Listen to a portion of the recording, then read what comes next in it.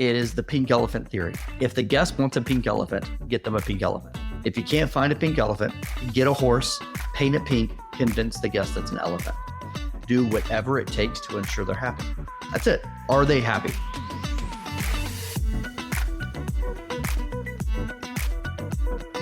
We are back. Chris Adams here with you on the Pink Elephant podcast. Today, we've got Nick DiNatale with us. Nick, thanks so much for joining the show, man. Thanks, Chris. Excited to be here. So, you've got ShipPlug. That is your company. And I, as I was doing my homework and really understanding this, I have a million questions for you on putting all the pieces of this puzzle together. But if you want to give just a snapshot, kind of the elevator pitch of what exactly ShipPlug is for everyone that's watching or listening now. Yeah, we're a software company where we've automated the hard things about shipping in the parcel business. So meaning filing claims. If you have a damaged package, it's hard to track that to see where you're at and getting that refunded. Filing for late shipment refunds. Most people don't even know that UPS and FedEx, DHL offer guarantees on their shipments. If they do, it's a hassle to file for it. And then more and more importantly, cost becomes an issue.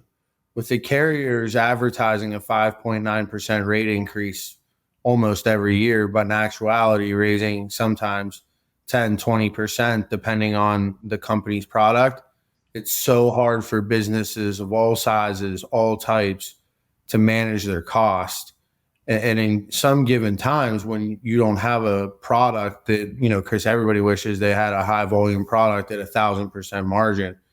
That's not realistic. Most companies are fighting, single digit margins. And if shipping is a big cost for you, making sure that you understand what you're paying and then also that you have the best shipping rate can make or break a company. And it's beyond true and not something I think we think about all the time. I mean, that's a huge piece and a gap. You just said some stuff there I didn't even realize of the guarantees and all these things. So, I mean, that's right. Most people don't know. And, so if you don't know, imagine how many other people don't know. And then if they do, is $7 worth it for a package, is $20 worth it. It might take me 20 minutes to do. So yeah, that's definitely it. And you're fighting nowadays for the lowest cost in a lot of situations, especially in the e-commerce space. Yeah, well, that's for sure. So how did you get to this point? So were you in this business previously, I assume? Yeah, I worked at FedEx for 12 years prior.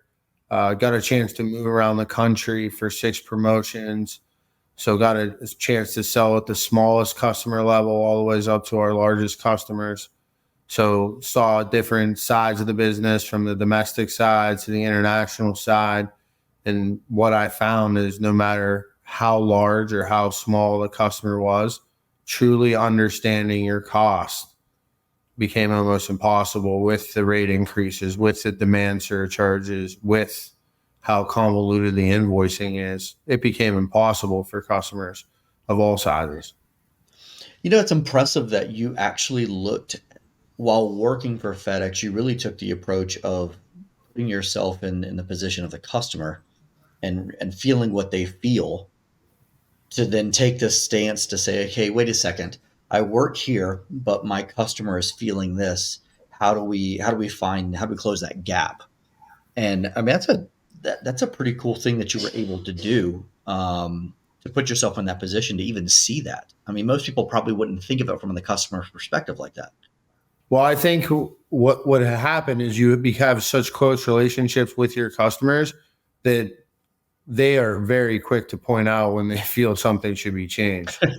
So as you have those relationships, when you constantly hear the same pain points over and over, customer by customer, like I mentioned, no matter the size, it becomes pretty transparent on what's needed in the marketplace.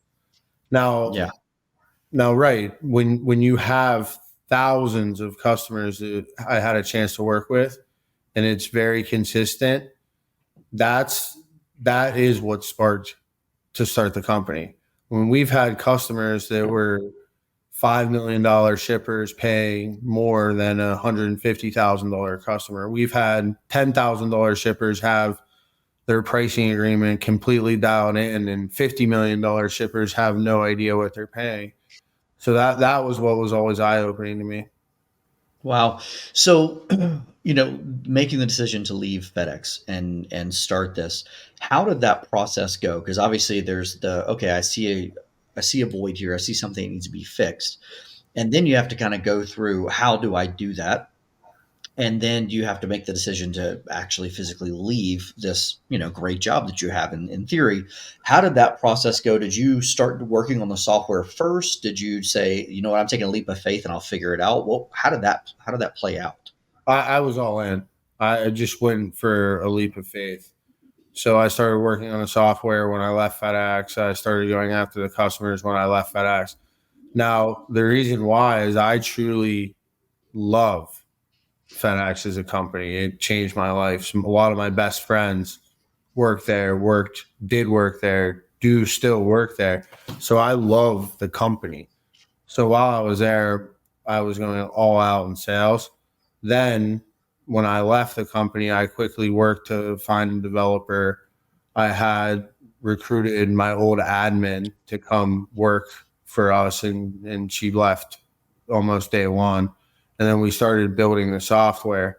Now, fortunately at FedEx, through the multiple promotions, I was willing to risk my life salary because I truly believed in what we were doing. Through those countless conversations I've had with customer complaints about the claims process, about filing for refunds, and ultimately the cost, I knew that we had an appetite in the market. It was just a matter if we could execute it. But when you leave something that's going so well, right? 6 promotions in 12 years, there's always a risk. But if you don't believe in yourself, you should never start a company. You have to have the utmost belief because things go wrong so many times. You have to have that belief to keep going forward, and take the punches. That's what I had, and I've always been an entrepreneur at heart, even though I did start working at FedEx for 12 years. Man, I think we could probably sit for an hour just talking about that piece right there that says, when an individual decides that, I'm going to become an entrepreneur. I'm going to start a business. That's always exciting. That's that honeymoon phase of, oh my God, I'm going to create something, and you have this, I'm sure the mindset of it's going to blow up and everything's going to work out, you know, and then the reality of the process starts to set in, and that's when you see most people start to fall off, start to bail from the commitment of it, and that's when you really can pick apart those that take that leap of faith and truly are just all in versus, hey, I've got an idea, but I'm not completely committed to it. Right. I had somebody recently literally ask me, they had this idea and they wanted to partner with us on it. And I went and I said, my response was, done, let's do it. When can you start next week? And their response is, well, I need to make sure that first my kids need to graduate and then I'm going to this. And I was like, then I'm out. And they kind of looked at me, what do you mean? I was like, because you're not really committed to it. You want everything to work out perfectly and you want to have everything situated and you want to make sure and that's not how this game is played, because that tells me the minute something tough happens, you're out. And so I love to hear you were just all in no matter what. Absolutely. I mean, I had no plan B. So I had my life savings. I put it into the company. I hired people. I hired developers. I had to sell. And at first, I have a lot of cousins, friends that want to start their company. And like, I don't want to work the 9 to 5. I don't want to work for someone. Well, then I have friends that see how I work and it's more of a 5 to 9, especially at first, right? You're the bookkeeper, you're the admin, you're the salesperson, you're the developer, you're everything in the company. So coming from FedEx where everything was set up, there were so many times that it's hard to know what you don't know, right? I came from 12 years of everything being perfectly run to now getting in the weeds, setting up the bank accounts, insurance, all of that is, you don't think about those things when you're initially going to start a company.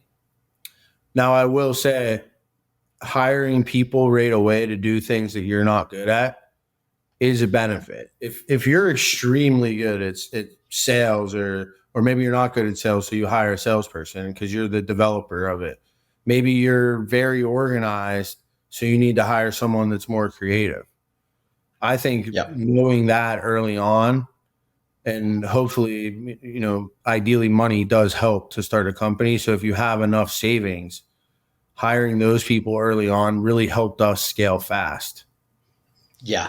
How before I jump, I got to tell you, you said something that jumped out to me. It said your admin left basically immediately when you said, "Hey, I'm going to do this." You obviously with your admin, and they bounced immediately with you, and I Yep. think that speaks completely to leadership and the fact that you were doing something really right, and your admin was like, "Hey, if you're doing this, I believe in what you're doing. I might not understand it. I don't need to because I believe in you." And I think that's a huge piece of when we talk about culture and what you're establishing as you build your brand. You had that from day one, bringing somebody over with you that was willing to take that leap of faith alongside you. Right. But I think that only comes if you have the trust factor, Mhm. right? This particular person has two kids and a husband, and she needs to work. So she trusted, though, that we were going to be able to work together because she knew that I cared about her. I would Yep. never, if I didn't believe 100%, I wouldn't have quit the company. And she knows that. So she had that same feeling. But I think that all comes through trust. Like, I trust her more than anyone, and she trusts me the same. So I think that's what leadership's you as a leader, that's the most important thing. Nobody cares what you know until they know you care. Because if people know that you care about them, they know how hard you're willing to work, how hard you're willing to fight for them, and they're going to reciprocate it 10 times over. Yep. So Couldn't that's, agree more. as a leader, that's the most important thing, is to develop trust. Couldn't agree more. And how long did it take you to develop the software? So from the time that you left, you knew what your plan was, and that development process until you had a tangible product to hand over to future potential clients. What was that time frame? Well, we got it up and running relatively quickly, but it's always a work in progress. If I looked at the Mhm. software now, I would be embarrassed of where it was. And I'm still embarrassed of where it is. Now, I think that's any software company. If you have it perfect, you launch too late, right? Every founder in Silicon Valley, the method is go fast and break things. If you're not embarrassed by your software product, you don't care enough about it. Now, do I know current day it's better than our competition? Absolutely. It's night Yeah. and day different than what our competitors do. And it is one of our key advantages. But we didn't just hire someone as a project base. We hired 7 developers before we had one salesperson. So we believe that the technology side is the only way to keep up with the FedEx, the UPS pricing because of how quickly it changes. Our competitors advertise that they hire pricing analysts, that they hire FedEx sales reps. That's good, but when FedEx changes the pricing 7 times in 1 year, some surcharges over a 5 year time frame more than 50%. How could somebody remember 220 different surcharges? Not one person could. So what we had to really build out was making the software smart enough to remember the best pricing that we've ever seen. That's the biggest difference. Then as things change in the marketplace, we can easily point that out to customers to help them understand what they could be paying for shipping. That's phenomenal. The fact that, and the industry that we're primarily in struggles heavily in the technology side of things, and we're focusing a huge amount of attention around that right now because of exactly what you're talking about. The fact that you found a way to use technology that didn't take away the human side; it just made it better. And how much do you still work alongside? So like the FedEx, UPSs, and all the world, do you work with them in any way? Do they look at you as they can't stand that you're there because you're costing them money? How is that? Do you have a relationship with them? We don't meet with the carriers directly. We work with our customers who meet with FedEx, UPS, the carriers. They own that relationship. We just provide them the data to make the best decision, whether it's we track the service of all the carriers. A lot of our healthcare companies want to know state by state, country by country, who really performs the best. Yeah. So most of our customers really want to understand the cost. So we work with the customers to arm them with data so that they can then better negotiate with the carrier. Then on top of that, we do integrate with FedEx, with UPS as far as EDI billing to help audit customers' invoices and then ultimately file for refunds for late shipments or file claims. So we do communicate through an automation standpoint, but not in a physical standpoint. Got it. Makes sense. What are you seeing as in that that industry where you've got your big ones, right? You've got FedEx, UPS, DHL, and then USPS, I guess, right? So are you seeing that industry continuing to shift and evolve as e-commerce has become, I mean, that's the only way people shop nowadays. They don't even go to stores. How are you seeing those companies have to adjust to that? Well, being that e-commerce is outpacing almost every segment, the companies have adjusted. You could start with FedEx, where most recently they're moving into a single delivery and pickup model, where in the past at a FedEx residence, they would have separate networks. So you could have an express driver who typically handles overnight, 2-day packages, make a delivery to a house. You can have a FedEx ground driver who that's meant to be the slow business to business driver. You could have a FedEx freight. So imagine someone orders a piece of furniture to the house, delivered to the house. You could then have a FedEx home delivery, which is the intended driver to bring the package, deliver. So that's 4. And then in some cases, the post office would make a delivery on behalf of FedEx. That's 5 deliveries. How could a company that's how they were built? How could they now keep that going financially, right? It doesn't make sense. 5 deliveries to one house, and that's happened. Yeah. So what they've done is invested in technology to help optimize that, where they're going into single driver, single delivery to a residence. Now, I think both UPS, they already had the single driver, right? Now, what UPS is investing in is building the network to make it faster. UPS uses the rail to move most of their ground package. Now, they have a bigger 1 and 2 day reach to make the delivery faster. So both carriers, and then UPS ultimately is trying to make the final mile in 5 days to compete with FedEx. Now, both carriers ultimately to adjust to the residential delivery, all companies base this off Amazon, right? You see the big third party company now has the most volume where the 2-day shipping is pretty normal. It's now moving to next day is the expectation for free. So that's what UPS has to compete with. Now, you mentioned DHL, they're more of an international carrier. Yeah. Their express service does not have a domestic network. Now, they partner and they do some delivery share model with the post office for their DHL e-commerce. Now, that's low weight, low volume. That's that's meant for the final delivery of the post office. But what you're seeing these carriers do is to try to get to the customer faster and at a lower cost.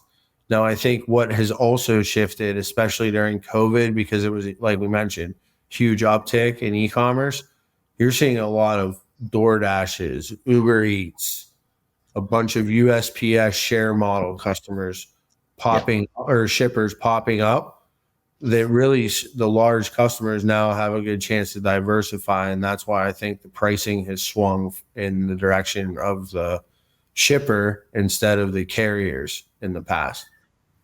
You brought up something and I didn't really think about it. So when I look at, and you can explain this for me, is, Amazon, perfect example of everyone orders from Amazon now. And, an Amazon truck shows up and hands me my products. that means that they're taking that away from the FedExes and the UPSs because they're doing it themselves. Is that correct? Yes, but for the most part, they're just getting into shipping other items that aren't sold on Amazon. So really what that is that's their box. Some of that still does move with the post office. Some of that still does move with UPS.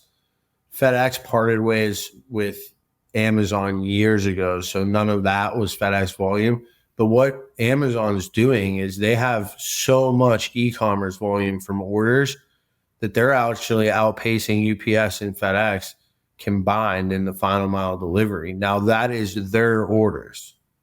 Right. So FedEx and UPS are partnering more with the brands, more with they want to partner with Walmart. That's their largest customer. So they're partnering more with the brands where if I buy my Kobe Bryant painting or my Steph Curry painting, it's going to come with FedEx and UPS and very unlikely than Amazon.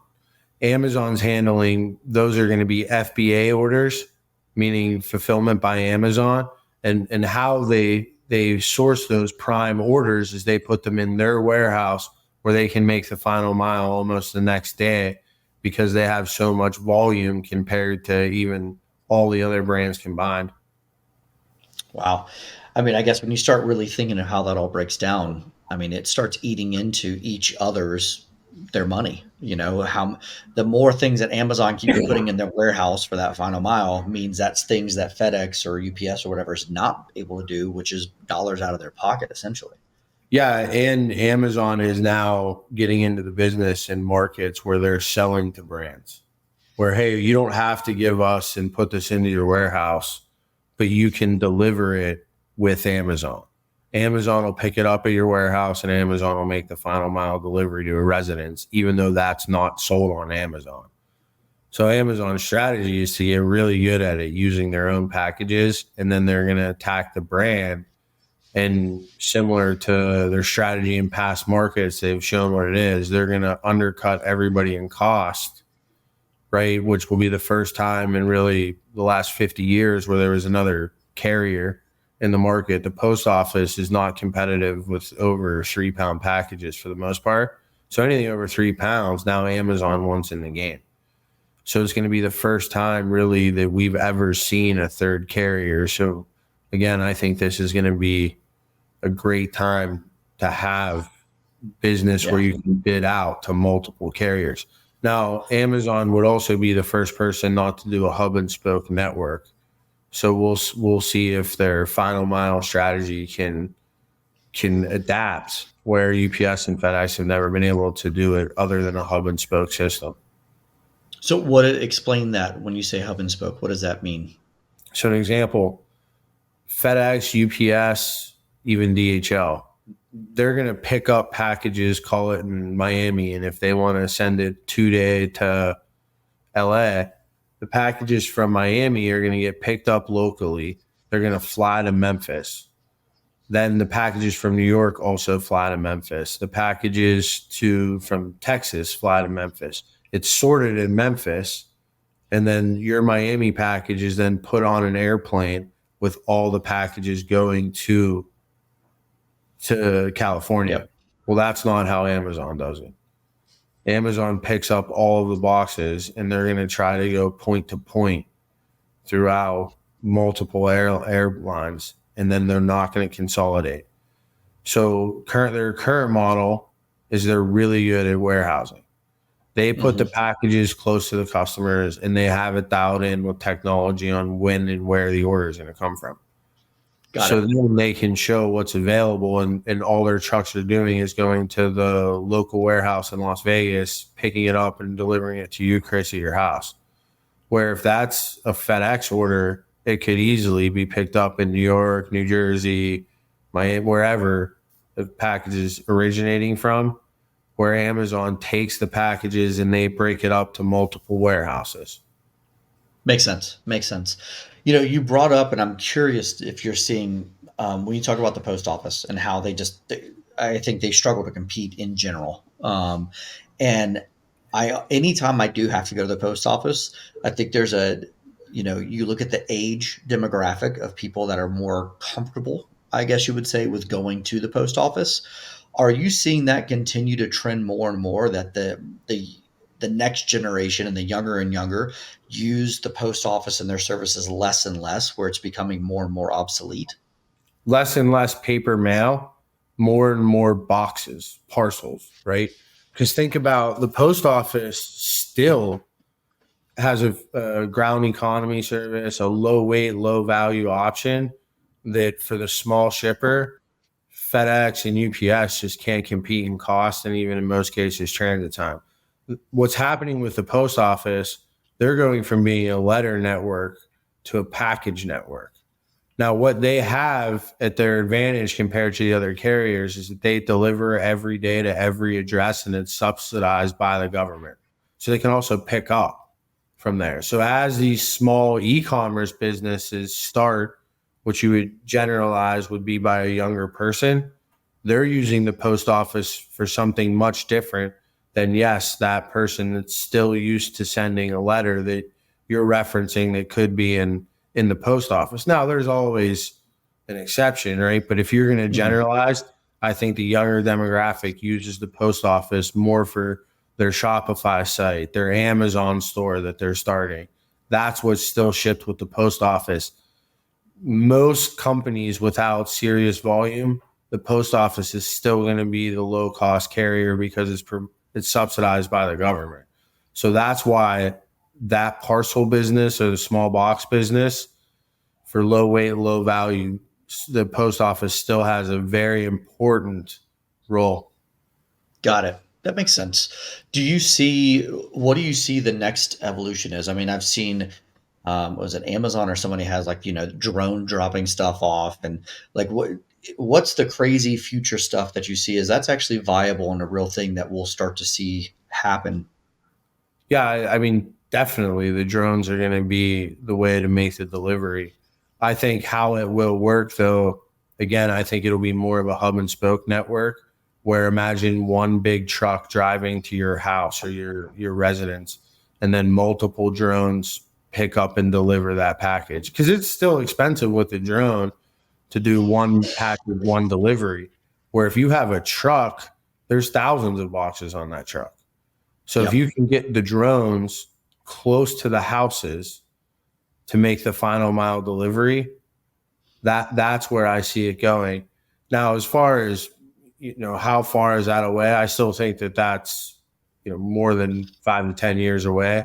Now, I think the trends in the short term, meaning the next year or 2 years, you're really going to see the e-commerce space for serious brands offer the same day delivery that people are looking for because you can capture so much more demand if you need something fast but you can't get to a store or maybe you don't drive anymore. A lot of Yep. millennials aren't driving, right? So you see that and you can capture perishable demand, and there's more and more companies through Uber, GoPuff, DoorDash that are making that final mile from the store. I actually ordered Instacart for the first time for Best Buy yesterday. It got delivered to my house within 45 minutes of me placing the order, which in all actuality was less time than I would have spent getting in my car, going to the store, finding the product, paying, getting back in my car and driving home, where I placed the order and it delivered the same day. Now I needed it for work. So that's why the same day delivery captured the demand where I would have never ordered that package if the same Yeah. day was an option. That's where the carriers, especially the gig economy carriers, can really help scale e-commerce in the next year or two. Makes sense. Let's shift back to ShipPlug and let's talk about, what are you doing right now versus what you think you're going to be doing, the next evolution. You said every time you look at your software, you still, you're quote unquote embarrassed by it, yet you're still better than everybody else. What's the next evolution of what you're going to be doing, to continue to evolve ShipPlug? So right now, we all of our customers, our smallest customers are shipping $100,000 a year. So to a business that's actually a fairly large business. I mean, there's mom and pop shops that have $1,000 a year invoices, $10,000 a year invoices, where we're going to automate our software in the contract negotiation help, where they don't actually have to talk to anybody, so that they can take their data, upload it. We'll automate what they should ask the carriers as far as eligible programs that are out there, and then we can even give the small and the large customer our software to type in and see the impact on what a FedEx or a UPS pricing proposal or a post office pricing proposal would have on their business. So those two ways, we're going to automate it for the small customer. We love to work for $10,000 a year customers, because a lot of times that's where they need it the most, because you can really impact a small business by lowering their costs. And then the next side is just giving the software where customers can, if they get a FedEx or a UPS pricing agreement, they can find out how that truly impacts them now without even talking to anyone. It's impressive. Are you seeing as you continue to evolve, and you're doing more and more automation? Are you increasing your team to do this, or are you increasing the team on the back end on the developer side, but not as much Yeah, on the we're front end? we're true. I mean, we're ideally we have everything automated, right? The Yeah, best business in the world is if you don't have to talk to any customers. Well, we're not going to be there ever, because we still think the large customer needs that supply chain consulting, and they want to call someone to ask for, what have you seen other customers do? What are some pointers you can make? Do you have relationships in this area or the next? But we've been ramping up the back end side of it. So we've hired people in different countries. We've hired people in the United States, and we're going to continue to scale in that model, because as we can automate it more and more, it becomes more and more impactful for our customers. The pricing changes so often and so frequently, even month to month, where without automation, you're not going to be able to help customers on the masses. It's just yeah. too much for one person to look at. Yeah. Have you found that the process of, look, your background was shipping, and that was, you know, the ins, the outs, the verbiage, that was your world. And then getting into the tech space and working with developers, how hard was that for you to be able to communicate what's in your head and your world into, with individuals that that's not their world, and you're trying to make software developers understand what your in goal is, and letting those two things bleed together. Well, I've actually always had a passion for technology. So I started out as in accounting, and being able to run formulas where if and when statements to break down data sets, we always were working to feverishly automate those things. So having that background, and then having working feverishly to find the right developer, it was almost a seamless transition. Now, it took the software is always a work in progress, but having the background on how things work with FedEx, how things work with an API, I can do some minor coding, and then having the right development team early on, it made it fairly seamless. I would recommend anybody that's starting a company. A lot of times, sales folks, just like myself, they'll have a good idea of things that they need to automate. I would recommend to learn the ins and outs of coding prior to starting the company, because there's books you can read, classes you can take online that are relatively free. So I would invest some time in that side of the business. Yeah, I mean, I think nowadays, as you look, I'll take our industry for instance, is where, everyone's trying to increase revenues, everyone's trying to increase money to the bottom line. Yet the reality on our side is we have less and less people, the human side, to actually execute, which means the only way that you can deliver high guest expectations, yet put more money to the bottom line with less people, is the ability to use technology for automation to make us highly efficient so we can still execute at a high level. The guest gets a great experience. We can drive revenue, but doing it through technology. And I mean, you have proven that it is absolutely the way that I think businesses have to look at the way they operate these days. Absolutely, because I think technology, relatable in the hospitality space. I choose a hotel company to consistently stay at because I can check in on my phone, put my credit card on my app, skip the most painful process is checking in, right, with your bags, where it's nice just to walk to your room. And then my keyword, it lets me know when my room's ready, what room it is. That's an example. Then from the hotel's perspective, it lowers the cost. So why would they not want everybody to do that? Because Yeah, ultimately it makes it a better experience and it's cheaper for the company in the long run. yeah, for sure. So if people want to get in touch with you, they're listening and they're like, "Oh my God, my business needs this." What's the best way for people to get in touch with you, the company, learn more about what ShipPlug does to see how they can integrate it into what they're doing? ShipPlug.com, you can fill out a demo to get started. We can file for refunds for late shipments as soon as today. So ShipPlug.com, fill out a demo, or you can reach out to us at hello@shipplug.com. Man, I can't thank you enough for taking some time to one educate me in an area that I had no idea. Everything that you're talking about makes complete and total sense, and the fact that you've taken that leap of faith and you're doing something outside the box that's making an impact for businesses.